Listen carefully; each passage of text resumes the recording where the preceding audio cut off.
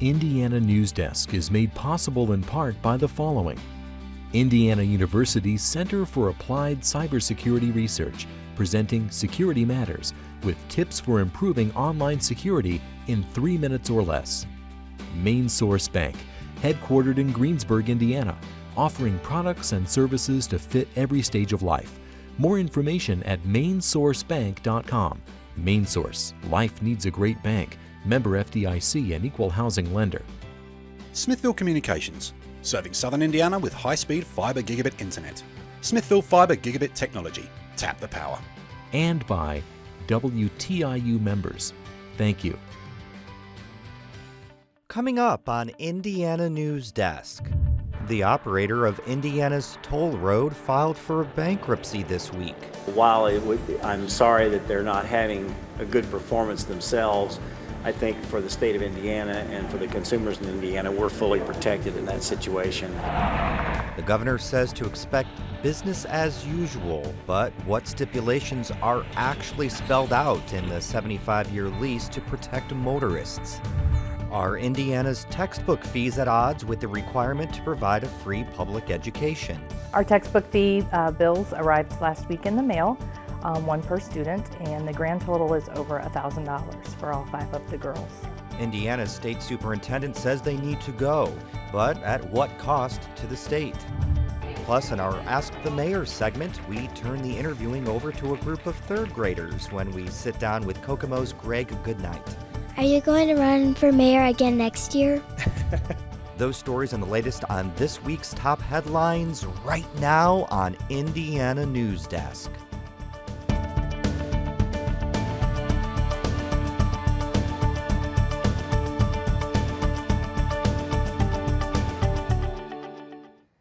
Hello, I'm Joe Wren, and welcome to Indiana Newsdesk. Less than a decade into its lease, the operator of Indiana's toll road filed for bankruptcy this week. Investment group Cintra-Macquarie paid $3.8 billion in a 2006 deal to lease the toll road for 75 years. While the state received the full payment up front, Barbara Harrington explains why some are worried the bankruptcy filing could still hurt Hoosiers. Indiana's toll road averages more than 30,000 vehicle trips per day. Jeff Warner is familiar with this route. He makes his way through northern Indiana as often as 3 times a week. I'm an over-the-road truck driver. I haul farm equipment and agricultural related materials as well as cable to construction sites. The toll road he travels is owned by the state, but in 2006, Indiana struck a deal with an investment group called Cintra-Macquarie. It's widely said no one will ever make a deal this good again. That's probably right. For an upfront payment of $3.8 billion, the investor would lease the toll road for 75 years, taking over operation and maintenance. On the day that we made the transaction, we knew it was a great moment for Indiana. 5 years later, it's looked better with every passing year. That's what former Governor Mitch Daniels thought in 2011 when he was celebrating the 5-year mark of his Major Moves initiative.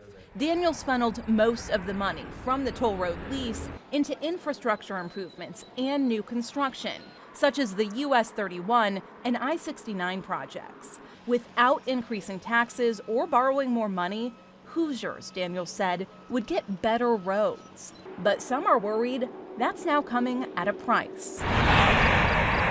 Earlier this week, the Indiana Toll Road Concession Company filed for Chapter 11 bankruptcy. The ITRCC says a drastic decline in traffic on the toll road since 2007 has led to underwhelming revenues. According to court documents, the company missed a $102 million debt interest payment in June. But the state knew the investor faced challenges from the beginning. They paid more than at least current conditions allow them to pay back, so they've got a little difficulty. The ITRCC wants to sell its lease and let a new operator take over. If that doesn't happen, the company plans to reorganize its debt. Either way, many legislators insist Hoosiers won't be affected. We worked pretty carefully on that bill, and one of the things that the legislature inserted in that bill was that that property is owned by the state of Indiana. And we also protected ourselves in the event of bankruptcy very strongly. And so while I'm sorry that they're not having a good performance themselves, I think for the state of Indiana and for the consumers in Indiana, we're fully protected in that situation. The agreement stipulates the Indiana Finance Authority must approve any new operator and that tolls cannot, under any circumstance, be increased beyond what's currently outlined. Governor Mike Pence said in a statement to expect business as usual on the toll road despite the bankruptcy proceedings. But some say that 2006 agreement was a bad deal, and now they're worried about what this bankruptcy filing could mean for the maintenance of the toll road. I was very saddened to find that the conditions within the bathrooms of all those service plazas were close to deplorable. I was very, very embarrassed, and that is not business as usual. While the ITRCC is supposed to maintain the toll road for the duration of the lease, Newsdesk is worried the company won't be able to afford to as the bankruptcy case moves forward. So they maintain the general upkeep to a certain standard, but where are the things that are going to suffer? How many people may lose their jobs? Those are all questions Jeff Warner has on his mind as he travels down the toll road, which he says has deteriorated over the years. It's pretty much your typical toll road. It's generally junk. Now he's worried inconveniences he occasionally experiences during his drive will become routine. I'd say the maintenance will probably be even worse. I run Easy Pass, but my Easy Pass didn't work at one of the toll booths this morning, which actually happens a couple of times a week. The sensors go bad, and one toll alone on a semi was $71. And this is what you get for $71. For more on this story, reporter Barbara Harrington joins us now. As you said, as we saw in that story, Mitch Daniels touted the sale of the toll road as a big deal, big payoff. But has that worked in other states? Other states haven't gotten nearly as much. That $3.8 billion, it was a huge deal. So much so that that payment, it took 3 hours and several wire transfers before the state got all of its money from that transaction. So where is all that money now? Well, most of it was spent during that Major Moves initiative. The state has spent it on over 80 different projects on roads, infrastructure, but a small portion of that money was set aside for future projects on roads and bridges. That's in the Next Generation Trust Fund. They put about $500 million in there initially, and because of interest, there's about $564 million in there now. So how soon before a new operator could take over? Well, the bankruptcy proceedings could take a while, but the current operator right now outlined in their filing that they're hoping by August of next year that whole sales process goes through if they do find someone interested. Have other states gone through this bankruptcy process before? They have, Joe. This is actually the third state that has gone through this since 2010. Both in California and South Carolina, private operators of toll roads have also filed for bankruptcy.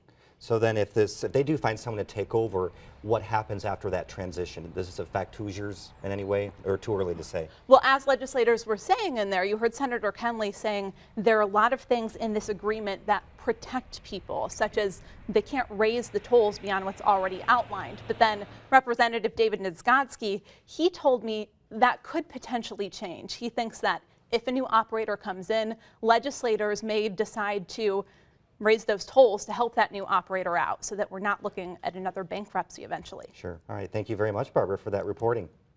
And now for headlines, we go over to Alex Dirkman, who has the latest on this week's top stories. Thank you, Joe. FAA officials say the 2 men who died in a plane crash last week in Bloomington were flying in a Volk Hurricane ultralight plane. The Volk Hurricane is an experimental lightweight sport aircraft. The plane crashed just a quarter mile from the county airport. Airstrikes in Syria began this week, and U.S. military officials say it could take years to ultimately destroy the Islamic State. Former Congressman Lee Hamilton says destroying ISIS will be difficult because it includes an ideology. He says an ideology can be defeated, as we've experienced with Nazism in the past, but it takes time and a lot of money. My impression is that ISIS is probably at the peak of their power with regard to territory occupied. From now on, the question will be, can we push them back? Can we roll them back? And how far can we roll them back? Military officials say Monday's airstrikes represented a high point, and the pace of airstrikes will likely ebb and flow in the coming days. Indiana University officials are calling on the Chinese government to reconsider the life sentence of a dissident who was planning on being a visiting scholar last year in Bloomington. Ilham Tohti was in the airport last year on his way to Indiana University when Chinese government officials detained him. The Chinese government this week sentenced Ilham to life in prison on charges of separatism. Ilham is a part of the Chinese ethnic minority Uyghur and has been critical of the government's treatment of the Uyghur people. An IU professor and one of Ilham's friends, Elliot Sperling, calls the ruling a miscarriage of justice. We have to keep speaking out about this. It's not just that Ilham Tohti is innocent. What he's been charged with are things that would not be crimes in any society that has a decent respect for civil liberties and human rights. Since the court ruling, the White House and the State Department have also issued statements condemning Ilham's sentence. This year's medical errors report shows the most reported event in 2013 is bed sores acquired after admission. The second mistake is leaving a foreign object in a patient after surgery. That happened 27 times last year.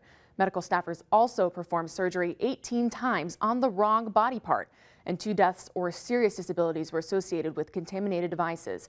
In 2005, the state began ordering the health department to report medical errors with the goal of improving patient safety.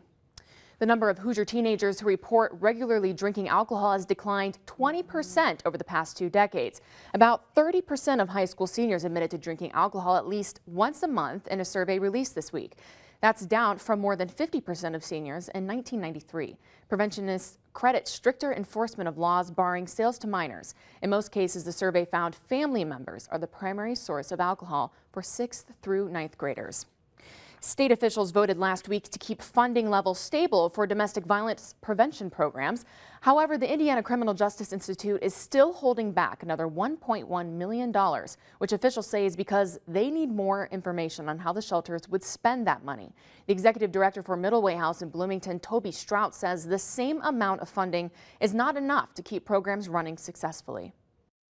So your costs always go up. If you stay the same, it feels like a cut. So then when they cut, on top of that, it's quite the challenge. Stroud says that funding goes only to prevention programs, not shelter work or supportive services. Lawmakers say they stand by their decision to eliminate the state's energy efficiency program, even though it was providing millions in benefits. A report study committee members reviewed this week showed for every $1 spent on Energizing Indiana, the Energizing Indiana program, there were $3 in benefits. Lawmakers got rid of the program last legislative session, and they say creating a new program that's, quote, pro-ratepayer is their focus. After being cleared this week of any wrongdoing in an accident that killed a sprint car driver, NASCAR star Tony Stewart issued a statement calling the last few months the toughest and most emotional experience of his life. Stewart hit and killed sprint car driver Kevin Ward Jr. in August. Ward had climbed out of his car after spinning out and was walking on the track to confront Stewart when he was hit by Stewart's car. Farm fatalities are down from 26 in 2012 to 18 in 2013. A report from Purdue University lists as contributing factors the decline in the number of Indiana residents who live and work on farms, advancements in the safety, durability, and productivity of agricultural equipment, and reduced dependency on youth labor. Indiana farm yields are full of good corn, but farmers will likely not see a profit. Indiana Farm Bureau officials say this is going to be a tough year for corn farmers because demand is low and supply across the grain belt is strong, which is driving prices down. The price per bushel is estimated to be around $3.25 this year. That's $1 short of what farmers need to break even. Indiana is using a grant from the U.S. Fish and Wildlife Service to monitor the bat disease, white nose syndrome. There's no cure for the disease, which can devastate bat populations. Indiana is receiving $36,000. Regional fish and wildlife experts say the money will help them address the state's management and understanding of the disease. 1, 2, 3. 2 years after starting construction, Camp Atterbury cut the ribbon this week on 4 new facilities they say will improve their operations. The $84 million upgrade includes a railhead, a dining facility, a deployment center, and new barracks with 1,000 more beds. Today's youth that want to serve I think we owe them facilities like this so we could care for them properly. They're giving their ultimate sacrifice, laying their lives on the line, so I'm extremely happy that the Indiana National Guard has got a facility like this. Hasn't been housing and deploying as many troops since the wars in Iraq and Afghanistan have been drawing down, but Armberger says the new facilities will still be used and they'll ensure the base is ready for more troops need they be deployed in the future. All right, thank you very much, Alex. Yes. Coming up next on Indiana Newsdesk. Public school tuition is free, but parents say textbooks fees can quickly add up. Is relief in sight? And in our Ask the Mayor segment, we let some special guests ask questions this week. Find out the scoop one third grader got from the mayor. These stories right here on Indiana Newsdesk. Frontline provides me with information that makes me think. First I shout at the television. You gotta be kidding! You won't see this anywhere else. The stories hit close to home. Truth is a very valuable commodity. They're uncompromising. I want to do something. I want to take action. It changed the way I actually live my life. It lets me make up my mind. I trust it. When I watch Frontline, it makes me angry and it makes me want to voice it. I want to make a difference. We can make a difference. Frontline. These guys are my heroes.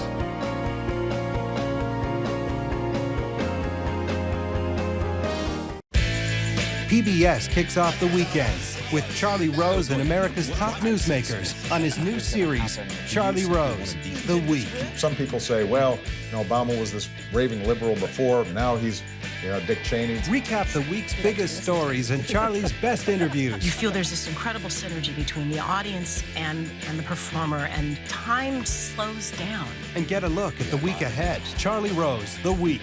Check local listings. Welcome back to Indiana Newsdesk. I'm Joe Wren. On a recent trip to the mailbox and the pile of circulars, bills, and letters, Indiana parents discovered the dreaded bill for their children's school fees. They include activity fees, class fees, and the largest line item, textbook fees. Textbook rental fees cost parents on average about $100 per child. Indiana is one of only 8 states to charge for textbooks, and as State Impact Indiana's Claire McInerney explains, State Superintendent Glenda Ritz is fighting to eliminate the fee. Every day after school, Jackie Chatterton's 5 kids get off the bus, go into their kitchen, and start working on homework.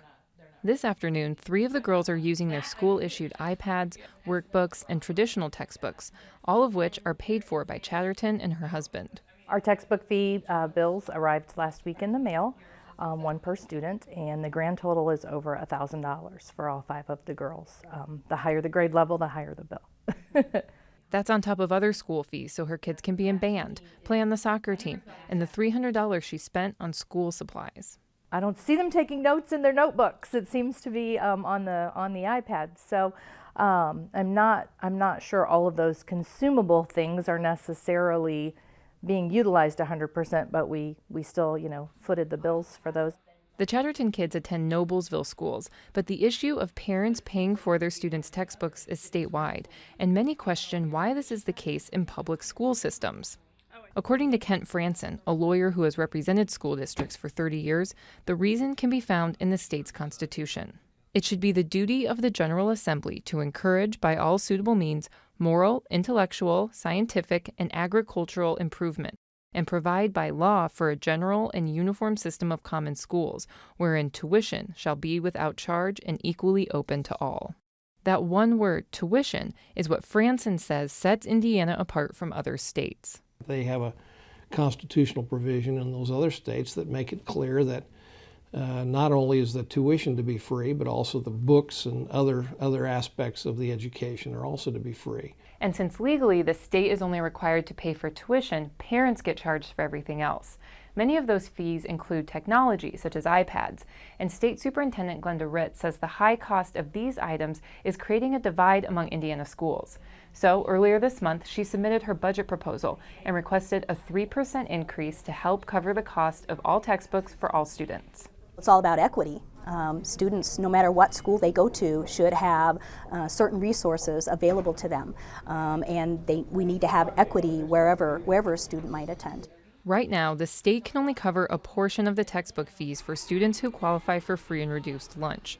The 3% bump, which shakes out to around $70 million, would completely cover these kids, and kids like the Chattertons. As the girls finish their homework before going to soccer, Jackie explains how paying the fees for 5 students is taking a toll. We don't typically vacation in the summer as a family, but we try to take advantage of spring break or fall break to take a trip, and we're not doing one of those this fall. The General Assembly will vote on Ritz's budget this coming session. Previous legislatures dating back to the 90s have addressed the fee but never voted to eliminate it. To tell us more about why that is, we're joined by reporter Claire McInerney. So what have they done? Since the 90s, legislators have been proposing bills to eliminate the fees or change them. We've changed the definition of a textbook to include digital resources, but there's never been anything sweeping to eliminate it. The biggest thing to note is in 2006, there was an Indiana Supreme Court case where parents in the Evansville School District had a $20 general fee, and they took it up to the Supreme Court because they said it's tuition, so that would be unconstitutional. So now parents will notice their bills are very specific about what money is used for textbooks or workbooks or what, because they can't have anything that's general. So then what's the likelihood the Department of Education is actually going to get this budget increase? I talked to Luke Henley, who's the chair of the Senate Appropriations Committee, and he said without knowing what money is going to be needed this coming year, he can't say yes or no whether the Department of Education would get that funding. But he did say that in the last few budget cycles, they haven't done as high of an increase as 3%, which, as we saw just a little bit ago, is what Ritz is asking for. So they might see an increase, but not as much as she's asking for, probably. All right. Thank you very much, Claire. Thank you, Joe.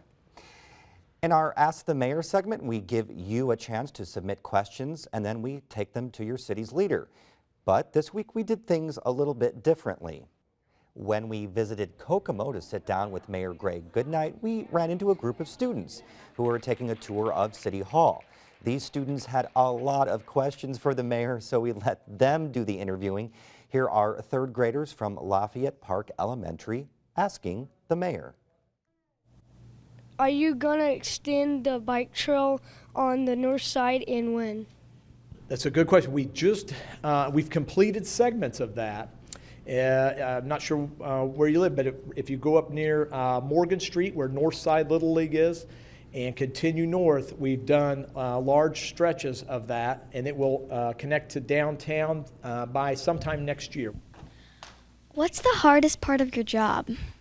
The hardest part is probably trying to get everyone to pull in the same direction, because you have so many leaders in the community, from leaders at schools, leaders at the universities, business leaders, trying to get everyone to pull together, do what's right for the common good. So it's best for everybody. What is the coolest thing you've done as mayor? I wasn't expecting that. I've gotten to do a lot of cool things, I will admit. I've met President Obama on 3 occasions. I've met the Vice President. I met former President Clinton, former Secretary of State and former U.S. Senator and former First Lady Hillary Clinton. And I've met a lot of important and influential people. What do you not like about being mayor? You know, there's sometimes it becomes the decisions you make because they have an impact on people. Sometimes it becomes personal to them, and that's probably the worst part. Is how many of you have ever been sick?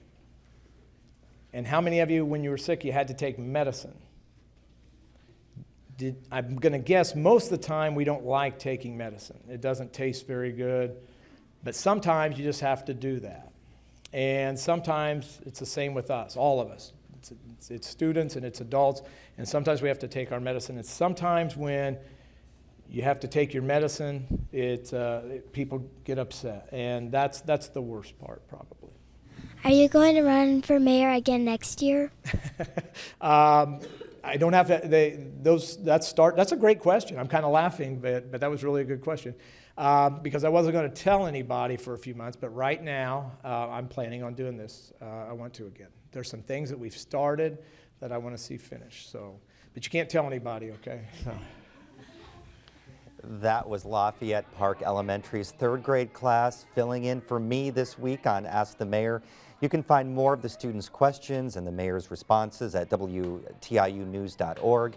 And while you're there, send us a question to news@indianapublicmedia.org, or you can tweet us at Ask the Mayor. Next week we visit with Greencastle's Sue Murray. Afterwards, Alex, we talked to the mayor a little bit and asked him about that. Are you really going to run again? And he said that he has to talk to his wife, but a more formal, yes, very important, yes. More formal announcement will come out in December. Okay, and they had such great questions for him, and he really did a really nice job of putting the answers in perspective that children could really, take in. It was a really good Ask the Mayor segment. They asked him about his favorite sport, where he went to school, how much money he made even. Ooh.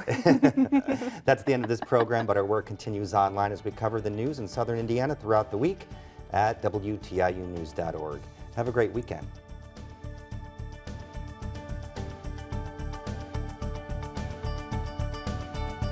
Indiana Newsdesk is made possible in part by the following. Indiana University's Center for Applied Cybersecurity Research, presenting Security Matters, with tips for improving online security in 3 minutes or less. Main Source Bank, headquartered in Greensburg, Indiana, offering products and services to fit every stage of life. More information at mainsourcebank.com. Main Source, life needs a great bank. Member FDIC and equal housing lender.